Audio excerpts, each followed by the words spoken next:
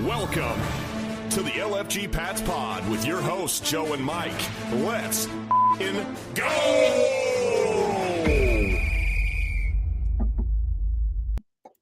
All right, welcome into the LFG Pats Pod. It's episode 34, Mike, and what do you know? We got another win.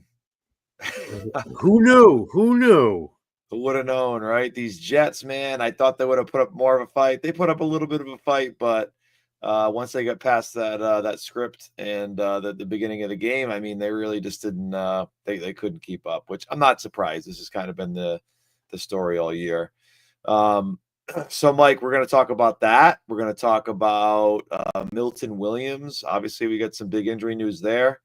We're going to talk about maybe Spitgate. We'll see what comes up. I don't know. There might be a background that's associated to Spitgate. We'll see. Yeah, judging by your background, I think it'll come up at least once or twice. At least once or twice. So we got that, and then we got the the Bengals. We got Uncle Joe Flacco. We got no Trey Hendrickson. We got some interesting stuff. Mike, before we get into that, though, we got to quickly talk about the sponsors. So Rogue Island Kitchen and Bar. We all know about Rogue Island Kitchen and Bar at this point. Amazing food, Providence, Rhode Island. It's in the heart of Providence in the arcade. It's the oldest mall in America. They have 50 beers on tap. They have all kinds of amazing food, poutine. They have huevos rancheros. They got, great, almost Tex-Mex, Southern flair going on. You want the right amount of spice. You want locally sourced food. You want amazing bartenders. They got a guy there from Ireland. I want to say his name's Connor. Yeah, we're dropping the ball ball on Connor. I know the French kid is Pierre. I'll tell you that. That's Pierre. I'll never forget that one. So go visit them. Go visit Ryan Bissett. He's the owner. Tell him that LFG Pat Spot sent you. I'm sure he'll give you something for free. We actually have some dedicated fans that go there all the time. That go to JWU in Providence there. So check them out, Rogue Island Kitchen and Bar. Our other sponsor, Horizon HVAC. These guys, they've serviced a bunch of people now from the LFG Pats Pod family, as well as myself. My system runs like a dream. Honestly, guys, if you haven't had your HVAC system checked out, do it. These guys have plans. $250, I think, is the silver. I think it's like $400 for the gold. The silver includes one visit. Gold includes two. It all includes the maintenance and all the basic stuff. They'll tell you things about your system you didn't even know. I learned a ton. So give them a call. Horizon HVAC. They service most of the New England area. Great guys. Mike Cesaroni is the owner. And you'll get his name right one of these I will days. get his. I haven't messed it up in a while. Mike Cesaroni is a great guy. The guy's all over Instagram. Check him out. He's hysterical. So, Mike, tell me what you thought about the game, the Jets game. Well, I mean, it's so far after the game right now that all of our thoughts are going to probably be rehashed, but I don't give a hoot, okay? Because I'll still give my personal, unabashed opinion. And we took care of business, just plain and simple. We did what needed to get it done. Would we have wanted it to be a wider margin of victory? Yes, of course. But again, as I say every week, and we're going to get into this too about strength of schedule and how it's really ramping up. That conversation is ramping up, especially when it comes to Cam Newton. I don't know if you heard his remarks, but I'd like to talk about him a little bit later on. But if you beat a team in the NFL, it's a quality win. I don't care who you are. I don't care what that other team is. And the Jets, they're sloppy, but they still have ball players on their squad. They still have a decent defense. They still have Will McDonald, who got shut the F out by Will Campbell, right? And he was pile driving Will McDonald into the ground when he had 4 sacks the week before. So we got the job done. We saw Drake May do Drake May things. We saw the progression of Drake May. We saw his pocket presence, his pocket awareness. We saw him learning. He's learning every single week. When you see the sides collapse, the edges are collapsing on him, he steps up and he keeps his eyes downfield. And the most important thing is he keeps 2 hands on the football. He wasn't doing that last year. He was all like wishy-washy, holding it out here. Yeah, he would like carry it all right out. Yeah. but now they've grounded into him to keep two hands on the ball when there's pocket pressure, and it's really worked miracles for this offense. He's taken the coaching, and I think the coaching has been superb. I think Josh McDaniels is calling a brilliant offense right now, and I think obviously he catered it to Drake May.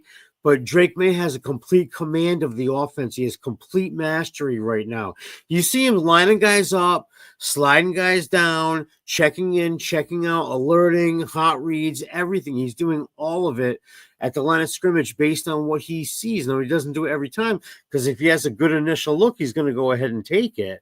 But the fact that he can do that and process that at the line of scrimmage at such a high level right now, being 23 years old, everybody in Pats Nation is very enamored. I mean, we watched those throws. We're like, oh, that's just what you're looking for right there. You know, out of any quarterback, you look at any scouting film, that's just what you're looking for right there is his pocket awareness. So the rest of the league should be on notice as far as I'm concerned. I think it's going to be, Joe, I got to be honest, I think it's going to be like a battle of attrition. It's, you know, we're in the second half of the season here, and we're already seeing it with Milton Williams, which we'll talk about and get into.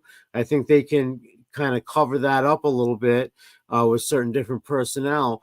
But these things are going to continue to pile up, and then we have a rough schedule after our bye.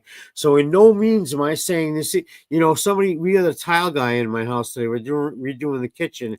He's like, so do you see the AFC Championship? I'm like, no, I don't see that. I can't. Don't ask me that now. We're in the middle of the. As far as I'm concerned, we're still in the middle of the season. So I want to see these next 2 weeks, and then go into the bye, reassess, and see from there. I don't want to, project anything. You don't want to get too far ahead. No. I think it's fruitless. But by the same token, I think these guys are playing the right way. They've obviously completely bought in. You're seeing different guys step up. You're seeing random guy like Elijah Ponder, the undrafted free agent defensive end that Mike Vrabel loves. He got a sack 2 weeks in a row, things of that nature. Guys are stepping in, they're stepping up. So I think the momentum is going to continue to flow, especially against the Bengals. They're banged up and whatnot, but as far as the Jets game, we handle what we do we need to do, okay? That game ever in question? At one point, did you ever say to yourself, oh, boy, we might be in trouble? Even though a little bit. Yeah, we might have been up by like one score or something, but we still didn't think we were in trouble, and we haven't had that feeling in a while, and I say it a lot of weeks, but it's nice to know that you have a quarterback that can make you a play at any given time. It always gives you a chance. There's so many other teams in the league right now that can't say that. They can't they're so Jekyll and Hyde, right? I mean, every team in the league, I don't care who they're playing, they have not shown the consistency of this team. It's actually kind of weird, the amount of, we see it every game, right? We go down 7-0, 3-0, whatever it is, that first drive, and it's like clockwork. It's like, here we are again, right? Oh, Justin Fields looks amazing. Look, he rolled out, walked into the end zone after probably 9-play drive. And it was just like it was every other game we've played against the Panthers, against every team, right? It's like the opening drive, they score. People, gets a little quiet. People are like, oh, what's going on? It's like, guys, it doesn't surprise me, but it does disappoint me. I'll say that. It does disappoint me too. I agree. But I think it's the consistency of this team when they get to playing the game, and they get to figuring out the teams and what they're doing, and they get their script out. The Bryson tweets about the comeback. As soon as they went up 7-0, I'm like, here's the comeback victory. Oh my Lord. Seriously. But so what I really like to see too is, and I didn't like to see Milton Williams get hurt, but we start to see Corey Durden. We start to see Farmer. We start to see, our depth, right? If there's anything good about this Milton Williams injury, thank God it's a high ankle sprain. He's not done for the year. Which high ankle sprains, we'll see. It's a 3 to 8 week. It's a pretty wide spectrum. We don't know if we're going to get him back immediately after the bye, a few games after the bye, the playoffs, who knows? But the good thing about this injury is we have a lot of depth at this position. And I really like how we were playing. I like how Ponder's playing. I like how Durden's playing. I like how Farmer's getting reps. So these guys are all getting reps that wouldn't normally get them, or would get them, but more sparingly. So to me, this kind of takes a strength and it really says, okay, well, let's see what these other guys got now. And we get to see a little more advanced look. And we get to do it against some, teams that really don't have great rushing offenses, right? I mean, the Bengals, they're not blowing anybody over. Now, once we get through the Bengals and the Giants come out of that bye, then we got some teams we got to worry about. We got the Bills, we got the Ravens, right? We got some heavy hitters from a running standpoint. So I think it's great. I think, yes, it sucks to lose Milton Williams. We will lose some pressure for sure as those double teams go away, and now they can fully focus on Barmore to double team him. But I don't know. Yeah, like you said about Drake May, outside of him padding his MVP stats to throw a few more touchdowns, I mean, yeah, we had Trevion take 2 in on the ground and 1 in the air. So I don't care how he won me a lot of money that day. I got to tell you that. Oh yeah, I think I told you. Yeah, he got the hat trick, boy, and that paid off, buddy. I'll tell you. Yeah, and it's funny. I actually traded him for Justin Jefferson in a league, and so long term, that's a good trade for you. What are you talking about? I know, but Justin Jefferson didn't do so well, and he scored 3. Now, long term, I still think Jefferson will be okay. Although JJ McCarthy, Tom sucks. Curran, wait a minute, was that straight up, dude? I'm sorry, I got to go back. It was straight up. Straight up. No way. And that's because JJ McCarthy's completion rate is 53%. Oh, it's dude, like it's so bad. Tommy Curran has to be looking at himself like, oh, I can't believe I said that. He probably he banged that drum, huh? Oh, he banged, yeah. He said JJ McCarthy over Drake May. That was like 4 or 5 months ago. It's like, dude, no. Yeah, that's a tough one to reconcile with, Tom. We all say stupid shit sometimes, you know what I mean? Exactly. But when it comes to, like, as far as what you were saying about the Milton Williams injury, that's kind of the only position that has enough depth to absorb that kind of loss. Exactly. Just like what you said. And they have been, and we've been talking about this, they've been running a platoon of defensive linemen specifically. So they have guys, so now you're going to see Tonga and Barmore are going to get the lion's share. Right. Tonga is having an outstanding season. We have to sign him, dude. I know we didn't sign anybody at free agency, but we have to sign him. He's an absolute linchpin of this defense and on offense. He's playing fullback and he's making disgusting blocks. I'm all about him. I'm all about him. And then you go Joshua Farmer and Corey Durden, who you mentioned, who nobody knew who this guy was a couple of weeks ago, but he's been a steady part of the rotation.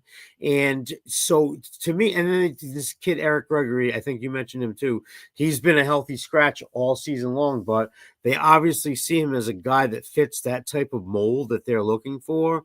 So they have a stable of fresh horses on the interior of the defensive line. And it was disappointing to see. I don't know if you saw the exact Milton Williams injury, but it was a case of friendly fire when they were doing an inside stunt, and he just happened to catch his ankle on Christian Barmore's foot, and you could see right away. You could see it move right away, and as soon as you saw, you were like, "Ooh, that might be." On further review, that's that too might big be of a man to be doing this stuff like that. Seriously, and and like you said, the high ankle sprain is incredibly tricky, especially if it's a 190-pound man. So, let's just say if we can get him right for the playoffs, we'll be all right. Because that's the bar for me. To me, that's like anything more than that. I don't even. It's kind of pushing it to me because it's like. So let's be honest, Joe. We're talking playoffs, right?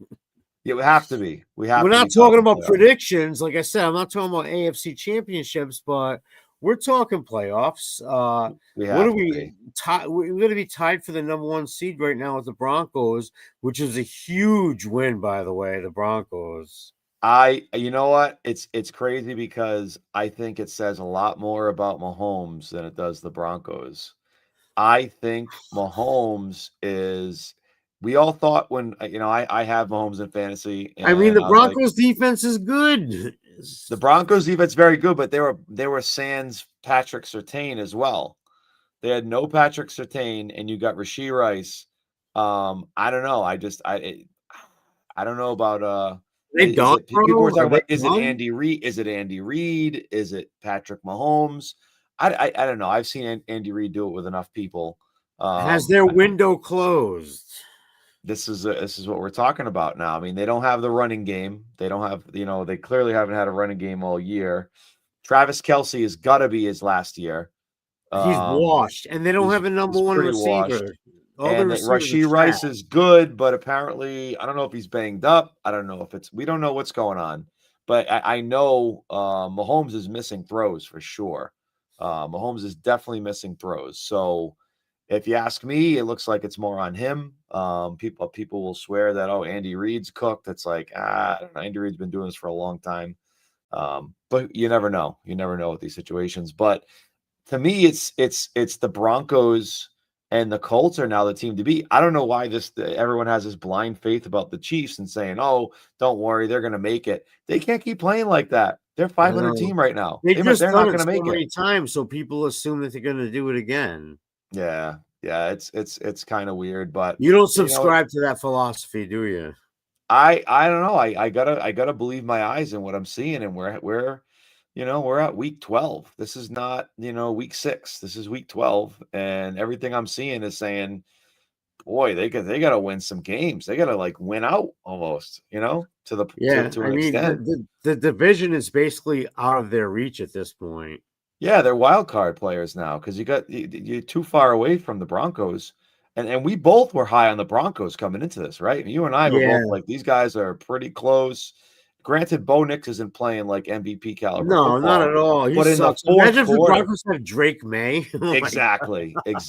Sean Payton would do a lot of nasty things to get Drake May on his football team. I guarantee you. That would be friggin' nuts. You know what I love too, Mike, is this narrative. I don't know if you've picked this up on Twitter and the narrative in general, but teams like the Bills, especially the AFC East, they're so willing to say that our team is so good and that Drake May is average. I think that's the most amazing narrative. They're like, "Oh, you guys haven't let up a 50-yard rusher. Oh, you guys have, I haven't. They'll even go as far as I've seen some of it. You know that I'm not like super active on social media and stuff. But what my answer to that would be is that Drake May makes the people around him better. It's not the other way around. Are you nuts? These receivers wouldn't be making these plays if it wasn't for a playmaker gunslinging it to him, and he wouldn't make these offensive line guys look great unless he had a fantastic pocket presence. They go as far as saying saying that he has Booty and Diggs. Like, hold on, time the fuck out, time out. You were saying that our receivers were trash in the offseason. Exactly. Everyone ragged on our receivers and said Booty sucks and Diggs is washed. And now, because you don't want to admit that we have Drake May, who is one of the best quarterbacks in the league right now, you don't want to admit that. So now you're coping and saying that Booty and Diggs. He makes everybody around him better. Everybody that plays with him knows that. That's the fact. He's a playmaker. Look, can we just admit it? Nation, world, please.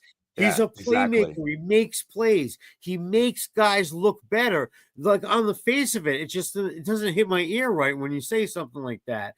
How is his team making him better? He's making his team better. It's like completely cut and dry. If we had Mac Jones, would Mac Jones be looking? I like Mac Jones. Would he be elevating all these players? No, he would not.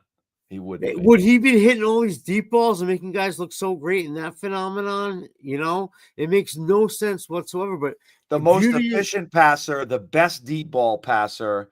Yes, he hasn't thrown 300-yard games, but you don't need to throw 300-yard games. You don't need to do that when you're running with this much efficiency. You're playing some teams that are, have bad records, but you're also playing some of the best pure defenses in the league, some of the best pass defenses in the league mixed with some of the best run defenses in the league. And every week we're scoring 20 to 30 points. Every single week we're scoring 20 to 30 points. That's what That people, it doesn't happen in the NFL. They forget to include that part that we've been facing top 10 defenses in the past several weeks. No matter, I know those teams suck because their offense sucks, but those defenses haven't sucked. The Browns defense didn't suck. The Falcons defense didn't suck. Like a handful of these teams didn't. The Bills suck. defense didn't suck at the time. I mean, they've got some time. I don't know what they're doing now, but I wouldn't rule them out either, man. I still am afraid of the Bills. Josh Allen had a ridiculous line. But again, he doesn't have any weapons either. He has to do it all on his own. He had to rush 3 times for scores in order for them to win that game. So and I think James Cook is also banged up. He's dealing with a little something too.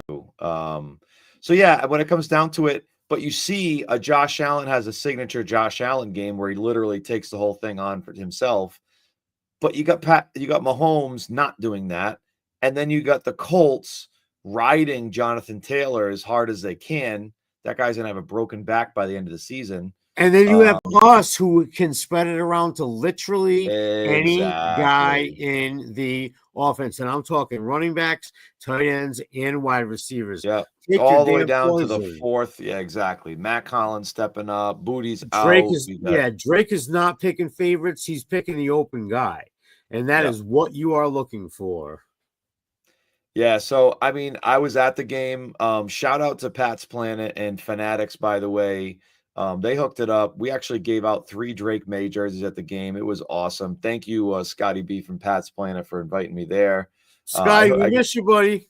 Come join us. Yeah, we definitely miss Scotty. Scotty's the man. He's such a good dude. Yeah. We gave out those 3 jerseys. We were on the field for halftime. On the field, it was honestly nothing short of amazing. I got hooked up with the Fanatics guy too, so we're gonna set up some events. I'm thinking it'd be nice to do some kind of event with him and Rogue, right? Do like the playoff event, get Fanatics there, hype it up, give away jerseys at Rogue, right? So that'll get more people in there eating their food. We'll do it bigger than we did last time, right? I'll always buy into your ambition, Joe. Whatever mad scientist harebrained schemes you concoct, I'll always be behind it 100%. Because it's worked so far, so why the heck not? Why not? Exactly. So we're very happy about the win. I don't care if we didn't blow them out. We still won them. We still won the game in. They played well. That team has played well the past 2-3 weeks. That team, sans Quentin Williams and Sauce Gardner, they seem to, these teams, that happens a lot in the NFL, right? You minus a few players, everyone thinks they're going to suck, and then they smash you in the mouth, right? And they rally around. Yeah, they rally around it, right? And so they've done that. They won 2 games prior to us. And they put up a little bit of a fight on defense. They were out Azariah Thomas, Sauce Gardner, Quentin Williams, and then obviously Will McDonald with Will Campbell on him. Jared Wilson. Did you know Jared Wilson had a clean sheet in that game? No, I did not know that. Clean sheet, PFF grade, I think it was 84 or above. So he had a great game. It's just this team just continues to impress me. It doesn't seem like we're taking steps backwards. Obviously, last game at the Bucs, we had that stupid pick that Drake May had, which, granted, I think could have been avoided by just shifting it over a little bit to the boundary. But we're building. I see this team building. Obviously, let's get into the Bengals a little bit. Obviously, we got a little something going on. I don't know. I think it's in right behind you here. We got this substance right here. Yeah. So I would have liked to see Jamar Chase and Gonzo, but I don't think that's going to happen because I guess his defense is that if he wanted to spit in his face, then he would have, and you would have saw it. That's an interesting defense. I'd like to see that one hold up in court. It's one of the dumbest things I've ever heard anybody say about anything in my whole entire life. Everybody saw it on film. Every single person saw it on film. It's 100 cameras. It's in 4K, dude. It's like I don't know. It's so insane. Anyway, his hearing is tomorrow. with Jordy Nelson. You remember Jordy Nelson, the wide receiver? Oh, do I remember Jordy Nelson? Of course, dude. He's one of the I don't know, he's like one of the evaluators with the NFLPA about whether he's the arbitrator in this case. That's cool. Yeah, and he's a former wide receiver and obviously a former player. I see this suspension holding up 100% personally. I might give him another game if he acts that stupid in that hearing. I might be like, you know what? Because he just tried to pull this shit, how about another game? I think Jordy Nelson, because he was a receiver in the league, will give him the benefit of the doubt and ask him, look, don't do it. Okay. The repercussions could be even more severe if you just said nothing, so it just goes to show you, like, you can have all the talent in the world, but you can still be a knucklehead by getting your emotions ahead of yourself. And these guys need to keep their emotions in check. And it's just a sign of immaturity. That's all it really is. You're a grown man. You're a professional. Keep your emotions in check and act. These guys have to, like, hype themselves up and whatnot, but there's a line to it. And that line is crossed when you spit on another man. And I think every man worth his salt would agree with me. If you spit on another man, that's almost worse than you throwing a punch at me. Seriously. Yeah. Oh, 100%. It's vile. If you're trying to friggin' spit on me and disrespect me like that, I would do the same thing. And I don't like Jalen Ramsey at all, but I would have done the same damn thing that he did. And it's completely clear on tape. So the kid, he's acting like a petulant, spoiled child throughout this whole entire process, which is only going to work to our benefit, because guess what? He can still carve it up on the field, and I'd prefer to not see him. So if we don't have to see him, I'm all squared away. You let Gonzo check up T. Higgins, and then the rest of it is downhill gravy. We got nothing else to worry about. Nothing. They have nothing else. They have Jump Ball Joe. That's all they got on offense. And he's been targeting Jamar this whole time, like feeding him. He's not going to have that guy to feed to him. So I don't know where their offense is going to generate from, because their run game sucks. They're diminished on the pass game right now, and their defense is terrible. He's checking down quite a bit. Chase Brown, I traded for Chase Brown in the league. He's got like 5 or 6 catches a week, so he's going to check down to Chase Brown as much as he can when he gets pressure.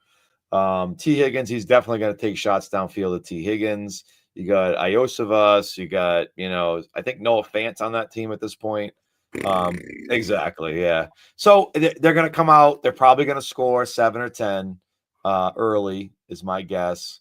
And then just like everything else, Mike, it's this team defensively, one of the worst teams that we've played defensively. Purely one of the worst teams. Their rankings are very high. We should score 40. If Booty is back, if Ramondre is back, if either of them are back, if neither of them are back, we should score 30 to 40 points. That's the bar. Just because we have Drake May, basically.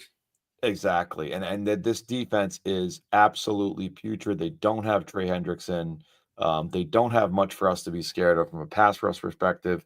We should be able to run the football. We should be able to do pretty much whatever we want. So to me, this team is pretty laughable. The Bengals organization is widely known as one of the worst run organizations, just by the pure fact that they've given between Joe Burrow, which granted he's a quarterback at least, but 2 receivers, $30-something million a piece is just laughable. This is Mike Brown. Mike Brown's one of the most frugal owners in sports, and he finally. And I'm going to tell you right now, the reason why the Bengals will continue to suck for the next several years is because the Brown family have never wavered and always lowballed people and let free agents walk.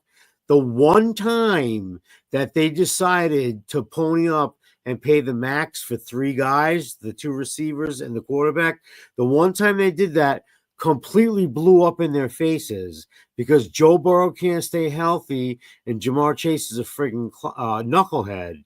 And you need more than that to field a complete team. So once their contract, I guarantee either the contracts run out or they're going to get shipped out of town before too long. If I was Joe Burrow, I'd be asking to go almost anywhere else. Yeah. It's a losing culture over there.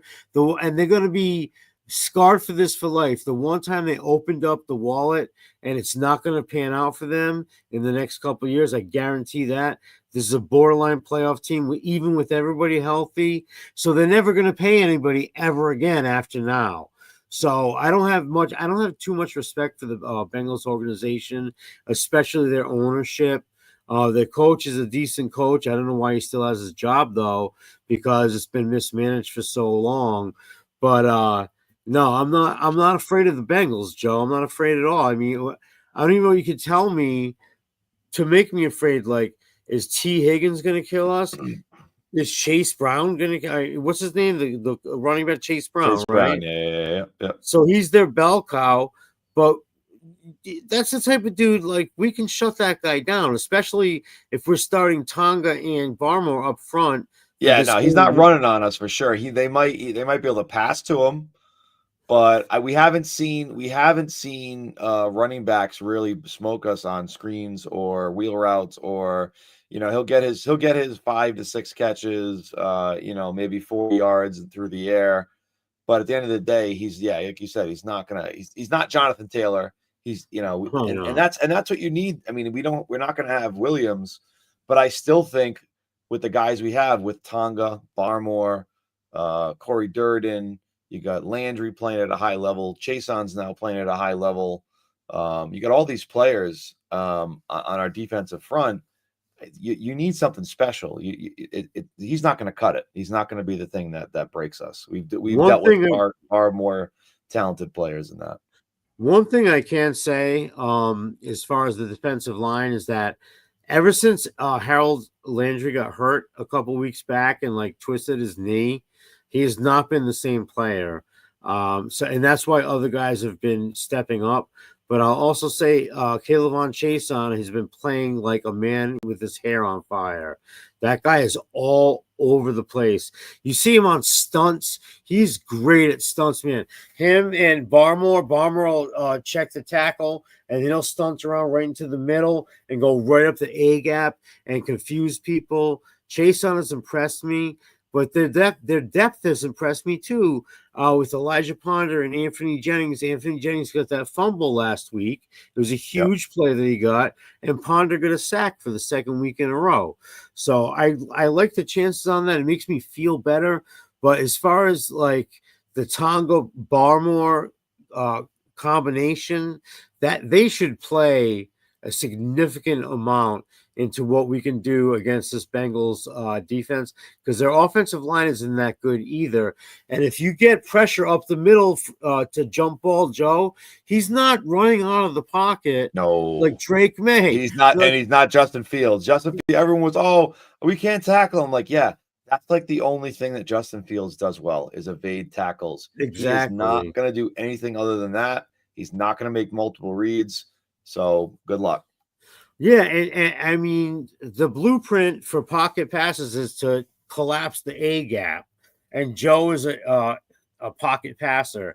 So as long as those guys in the middle, even without Milton Williams, I still think they can get the pressure in there and move that guy off the spot. Once you move him off his spot, he's in big trouble.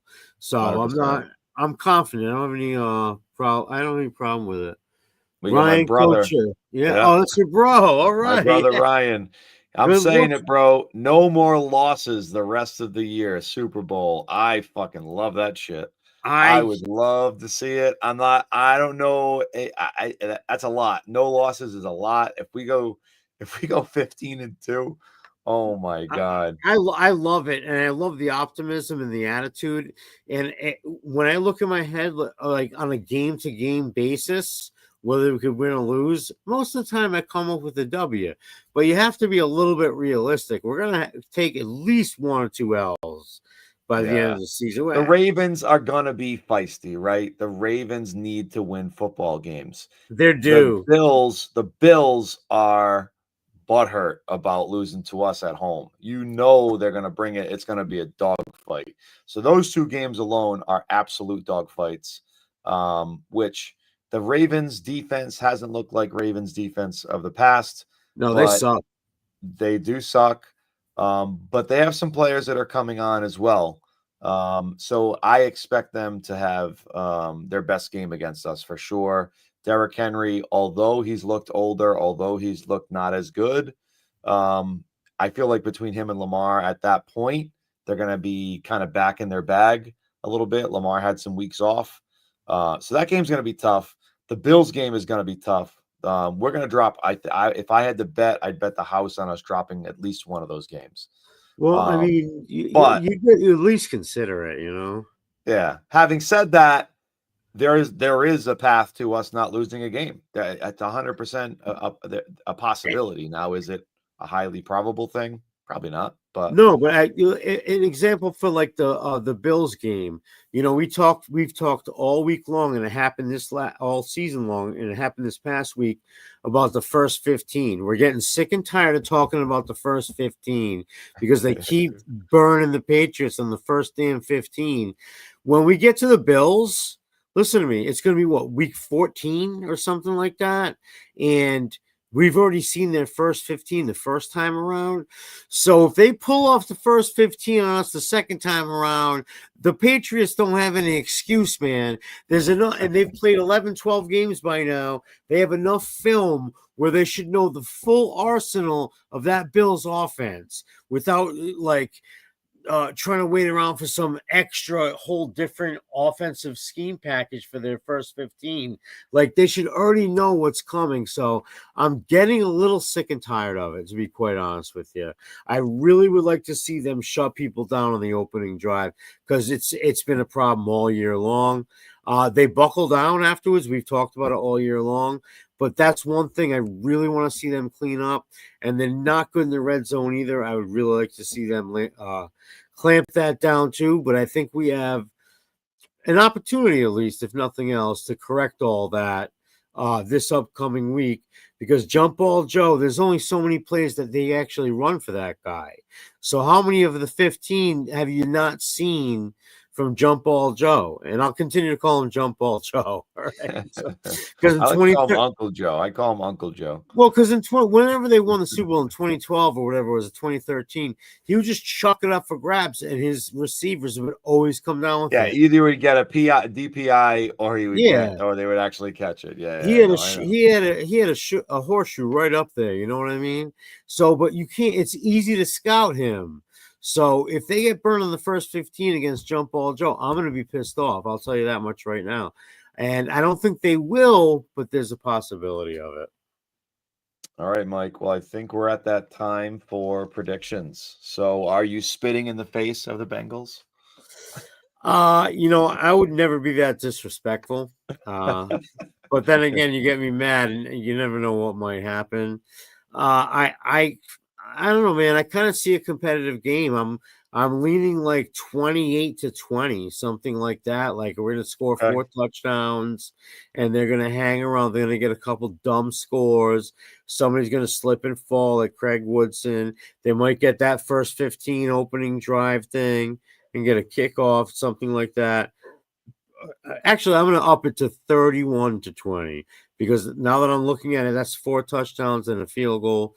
31-20 is my score, Patriots. Okay, I like it. I think we are gonna see a little bit more of a high scoring game. Joe, 62-15. 600 to 325. No. So I do think that Joe Flacco does have something left in the tank. Like you said, there'll be some fluky plays. Obviously in the beginning, they're gonna score. If I'm just going off of what's happened, they're going to score early. T. Higgins, whoever, Andres, Iosivas, or whatever the guy's name is, Noah Fant, all these kind of bum guys. They'll elevate. They'll play pretty well. And you know, I'd say the early part of the game. So I'm going 34-23. That's my score. Right. So I think they're gonna put up some points against us. against us. But I feel like their defense is a lot worse than the Jets. Their defense is a lot worse than every other team we've played for the most part. So to me, we should be able to score 30 or 40 points against this team. If not, then I would say I'm a little disappointed because this offense is starting to gel. If we get Booty back, forget it. I'm changing my score to 40 because I do feel like they can't cover him. I mean, Matt, look, let's just face it. He's throwing dimes 60 yards down the field to Matt Collins. That throw to Matt Collins, people were saying, "Oh, it was underthrown." Are you out of your fucking mind? That ball was perfect. Dropped directly in the bucket, and it got knocked out at the last minute. The defender made a disgusting play and swiped it out. It was like you couldn't. No, it was a perfect ball. Yeah, it was a perfect ball, but then even better defensive play. So my brother Ryan is saying 34-13, so he's got a little less faith in my boy Uncle Joe. That's still a blowout, though. It's still a blowout. But I started Joe Flacco this past week, so I am pissed at him.